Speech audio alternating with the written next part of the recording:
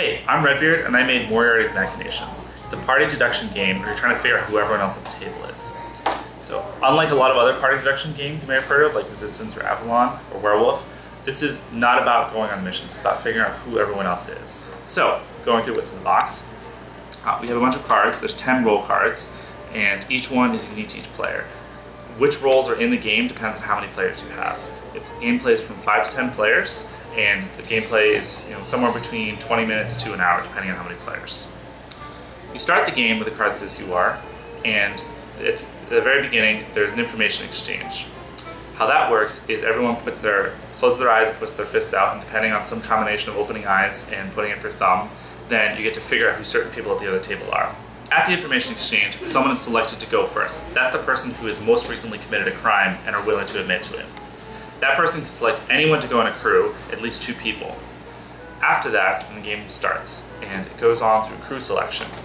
So how that works is everyone gets an approve and object card, and that says whether you like a crew that's suggested. The person selecting the crew gets to put any number of people they want. There's no schedule of like it has to be 2, then 3, then 4, whatever. It's just any number of people you want, whoever you want, at least 2 people. Everyone votes to see how they like that, if they like the team or not, depending on what they knew from the information exchange. And if the majority likes that crew, then it goes on a heist. If it goes around and wants the table and no one likes any crews, then the cops automatically win. Once you've been on a crew of a certain size, so for instance, if I've been on a 2-player crew, then I cannot be on a 2-player crew again, but I can be on a 3-player or 4-player. Other people can go on 2-player crews of the same size. That dramatically increases the strategic depth of this game. So instead of going on a mission with a certain number of people and then just like adding or subtracting people based on that, you have to strategically pick missions where you won't necessarily be on that heist. If you're selected to go on a crew, you get 3 cards: a bet, foil, and take the fall. Anyone can put in either a bet or foil. Brutus has a special ability that can do take the fall. We'll cover that later. Each player selects which card they want to put in. They're shuffled together so that no one knows which crew member put in which card, and then they're revealed. If there's at least 1 foil card, it can be just 1 foil card, then the heist is awarded to the cops. Brutus has a special ability in that he can negate 1 foil card, but only Brutus can play that, and it can only be once per game. If all cards shown are either a bet or take the fall, then the heist is awarded to the robbers. The first heist is worth 1 point. All other heists are worth 2 points. As you're going through the game, points are awarded to each team. As soon as one team reaches the required point total, then the next phase begins. As soon as the accusation phase begins, Inspector Lestrade and Jack the Ripper reveal their cards publicly. They're each trying to guess the leader of the opposing team.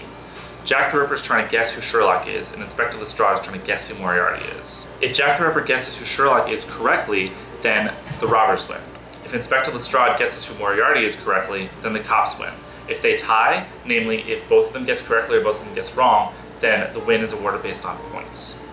You'll notice that 1 card is not either a cop or a robber, and that's Irene Adler. She's on a team of her own. She has special win conditions in that she loses if Sherlock is murdered by Jack the Ripper, no matter what. If Sherlock survives, then she can win if either the robbers have more points or Moriarty is arrested. She plays both sides. It's a game of deductive logic, I suppose, and it's very quick and interesting and fun to play. Only good for a larger amount of people.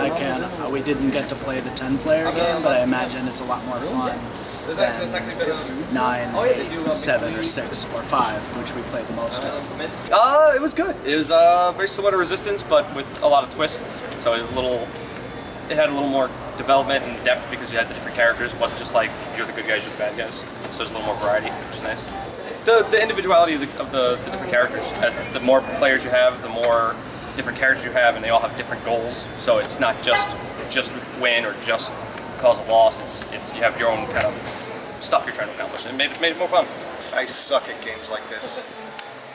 Its simplicity and it's easily understood, and which makes it ideal for pretty much anyone.